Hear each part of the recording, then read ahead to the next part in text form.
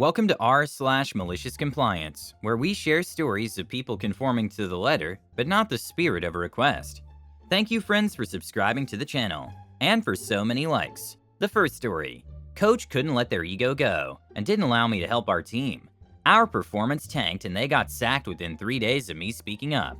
The second story. Manager used my report in a meeting to set an example, only for the manager to be humiliated by the same report. The third story. Bar manager didn't accept I had a 0-hour contract and told me to cancel my selection course to fulfill my hours of my contract. On to the first story. You're not allowed to help your coworkers. Okay, no problem. So I started a new job about 2 years ago and finally found a job I'm naturally good at, which has been amazing as my performance had been top-notch, no disciplinary actions, and even a few awards. So I started helping out my fellow coworkers when they were struggling, and especially helping out the newbies who just got off training, which is garbage generic training for 3 weeks, which has literally nothing to do with our sector, and we're literally told to forget everything we learned because it does not apply to us. So naturally, the newbies struggle a lot at the start, and that tanks the performance for the entire team.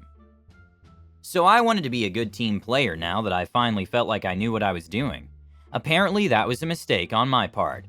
After 3 months of helping my team, I was called into a meeting with our coach to discuss my behavior. And I was told that I was not allowed to help my coworkers because I'm not trained in that field, and only the higher-ups are supposed to answer questions and make decisions within our job, which would be fine and understandable if the coach was available for the entire 8-hour shift to answer questions and help people, which they're not. I pointed this out along with some statistics that since I started helping out answering questions, our performance has gone up each month, and it helps the newbies feel welcomed, as they have a non-superior they can ask stupid questions to without worry. Another mistake on my part, our coach got really angry and I was basically told that this is how it is, and if I'm caught giving unsanctioned help again, I will receive disciplinary action. Okay, fine, have it your way then, you sad, pathetic excuse of a human. I screenshotted the conversation, dug up performance reports prior to me helping, during me helping, and for the next 3 months without me helping. And wow, shocker, we started tanking in our performance. Gasp, how could this have happened? So the entire team got called into a big meeting with the higher-ups, our manager and coach, to discuss WTF is going on and why we're doing so SH. I let everyone speak and say their piece, and at the end of the meeting I just asked if I could have 5 minutes of one of the big chief's time, as I think I might have a solution to help improve our performance. And he was actually surprisingly interested, so he called me up after the meeting to hear me out, and I told him about the whole situation, showed screenshots, performance results, the whole 9 yards. My dude was visibly shook, a bit lost for words to be honest, but said he really appreciated the input and would look into fixing this internally, and that was that. 3 days later, our coach resigned in search for greener pastures. F you. Edit. I did get offered the coach position, but I declined, as I love my current position and flexibility. It's not a toxic environment, it was just a bad apple. Edit 2. That's pretty much what I had to do. Sorry, I'm not allowed to provide solutions. You have to ask the coach. But he's in a meeting for the next 3 hours. Yeah, I know. Shrug. Genuinely felt bad at the time, but we got a new coach and extra help was always appreciated. So I'm back to being useful with my extra time. It seems that the coach got the hardest time, but it is justified. Why prohibit employees from helping each other? It destroys the team and creates a hostile atmosphere in the team.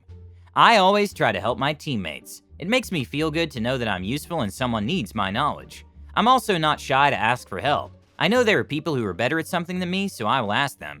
Unfortunately, my boss does not like teamwork either, but he often sits in his office and does not come out, so we can help each other and not get reprimanded by the boss. I'm glad it worked out for you, but next time think about how much labor you put into helping your teammates and how much labor you put into training them. I can't help but be concerned that you aren't being paid for your over-the-top performance and your company's willingness to take on extra work for free. Think about it and draw some conclusions. The second story is called out in meeting. Been a while since I've had a story. Nice to be back.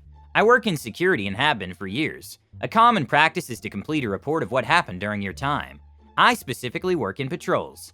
Basically, you go from location to location checking on each site. After each site, you write what you did at the location. I have 40 sites to watch over every night. For this reason, things tend to get very copy-paste. Most locations require the same thing. Check exterior, checking stairs, doors, damage, you get the point. I got a new manager who's disconnected with how patrols work. He wants us to make unique entries into every single log. When I mean unique, I mean none can be close to similar. So if I state I patrolled the exterior of the building, I can't use that phrase for any of the other logs. You can see how that could cause me a lot of problems, and is a massive time waster. After about a week of being borderline harassed and threatened to make each log 100% unique or else, I decided to go on the malicious mode. We have so much to look at after we have thick binders giving detailed information for each site, and what's required of you, site order. Every time I would complete a site, I just copy-pasted all the information into the log. Each log has a small window that you could put 50 words into, before it becomes overwhelming to read. Each log I posted had no less than 500 words directly from the site orders. After my first day doing this, I expected to walk in and I got yelled at. However, nothing happened. I got no emails, no talking to, zero reaction. However, I still hear that other security officers are still getting chewed out. I decided to see how long I can get away with this. 2 months later and still no one says anything, not a word. We have quarterly meetings to talk about accidents, how the patrol group is doing, what's going wrong and what's good. Cue the manager. The first thing he brings up is the logs, and how almost everyone is failing, how we all should know better. You're not kids. I shouldn't be holding your hands. The only adult in here besides me is OP. I look up at him and his smile was almost disturbing. He then shows a log I wrote up. He begins to talk about how everyone should be like me, how no one deserves to work here but me. The looks I was getting from everyone was brutal. He talked for about 20 minutes, constantly using my name. He would have kept going, but I interrupted him. I asked why he called me out, and how inappropriate it was for him to do so. He looked at me and said, "Only children interrupt someone when they're talking." I told him that he has a strange obsession with children and he needed to get help. The room was dead silent for a solid 30 seconds as we made direct eye contact. I then turned to the group, telling them that I've been copy-pasting my report for the last 2 months. I told them that I just copy-pasted the site orders over and over again.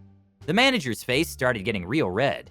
He, after all, wanted us to make unique logs. He started to scramble a bit as he pulled up other logs of mine, only to show that everything I said was true. After that, the whole group jumped on him.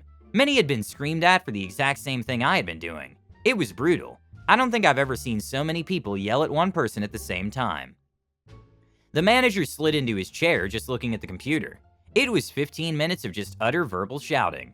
He quit a few weeks later. Edit. I have 40 buildings to watch over in a course of 9 hours, meaning I need to complete 4.5 sites an hour. Sites range from 10 to 30-minute visits. I don't have time to write long scripture for each site. The main reason for me even doing what I did? Your manager decided to play the boss. It seems the manager just thought that a lot of writing meant you were working harder, when in fact the work was in patrols and the writing was nonsense. What did your coworkers say to you after the incident?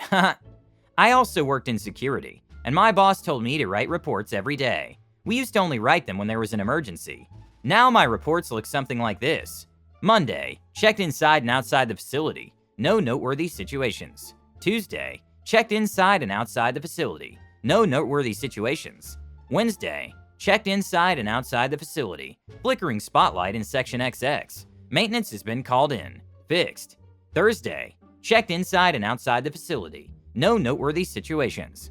I know the boss doesn't check them, and it's a routine formality, so it won't have any bad consequences for me. I spend my working time on it and get paid for sitting in the foyer and writing reports. I like it. The last story is, it's my responsibility to ensure I fulfill my hours on my 0-hour contract. I've had many run-ins with this manager, but this was the straw that broke the camel's back. Deciding what to do with my life was tough after I dropped out of university. I decided I wanted to join the Air Force. In the lead up to joining and throughout the application process, I worked for a health club as a lifeguard and barista in the coffee shop and bar. When I went for the interview for the job, I very clearly stated my intentions, and that my priority was joining the Air Force. The interviewer, the pool manager, appreciated the honesty and gave me the job on a 0-hour contract to allow flexibility. A few weeks into the job, the pool manager asked if I wanted more hours, as the bar manager was looking for more staff to fill some gaps. Slowly but surely, I started doing less and less lifeguard shifts and more bar shifts. This suited me more, as I got to speak to the clients more, and the hours were more friendly to my lifestyle. Here is where the problem started, as I neared the end of my application process. I had to attend a 3-day course for selection, and was given the dates of the course only 2 weeks prior to the course start date. As my manager wasn't in, I forwarded the course invite to him, and said not to put me onto the shift rota for that week. Along with this, I left a note on his desk saying I had sent him an email. The next afternoon, I arrived for my evening shift, and see the new rota for the next month had been released. I had been put on to 2 morning shifts and 1 evening shift over my course dates. I immediately go and see the bar manager and explain I had sent him an email and I could not work that week. He told me that I would need to find cover if I didn't want the hours, as the rota was final. I agreed to trying my best to find cover. However, if I couldn't, I was still going to the selection course. He agreed to this and I started work. During the next 10 days, I found cover for the first morning shift and the 1 evening shift. However, that middle morning shift proved to be tough.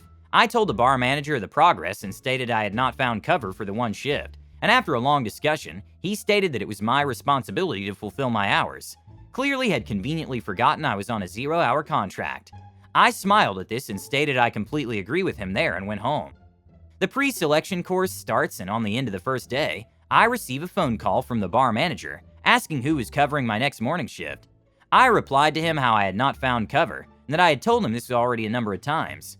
I received a barrage down the phone about my attitude towards my job and how I will fail in life if I keep this attitude. No matter how much I tell him that I'm over 100 miles away on a selection course and there was no chance of me being into work the next morning, he still said, "I expect you in work the next morning or don't bother coming back." I call my other manager and explain the conversation I just had, and she very helpfully insinuated that I would be welcome back to the lifeguard team until I start my new career. She gave me lots of hours by the pool, where I had a complete view of the hectic understaffed bar that I was supposed to be working behind, and to add insult to injury, I phoned through to the bar to order a nice cool glass of water and watched the bar manager walk to poolside to drop it off to me. Edit. I made it into the RAF and been serving for 4 years now. I bumped into that bar manager when I returned home one time and went to the shop. He was friendly enough to me and asked me how it was all going. I had a social faux pas and accidentally asked him if he was still bar manager, even though he was still in his uniform. I should have stated about it being his job from the start, but I'm a nice guy and try to always go above and beyond, which is why I agreed to try and find cover. You got lucky with another manager who invited you back to work as a lifeguard. Your bar manager should have appreciated you as an employee and read your email. You did the right thing. You warned your manager, but the fact that he missed your email is not your problem. I will never understand managers who think that an employee's life belongs only to them. They think that your whole life is about work and that you have nothing else to do. My boss lived for his business. He put a lot of effort and money into it, and he expected all the employees he hired to have the same love for his business. One time he admonished me for missing a shift. I warned him that I had an important exam at the university and wouldn't be there that day. He got angry and said, "I'm always here, always available. I need you to be as well." I told him, "You own the business. You have no choice. I have different priorities." I may have limited my career growth in this job with this conversation, but I needed to set boundaries, and I wasn't being paid enough to give them my full attention 365 days a year. Don't forget to subscribe to the channel and hit the bell button.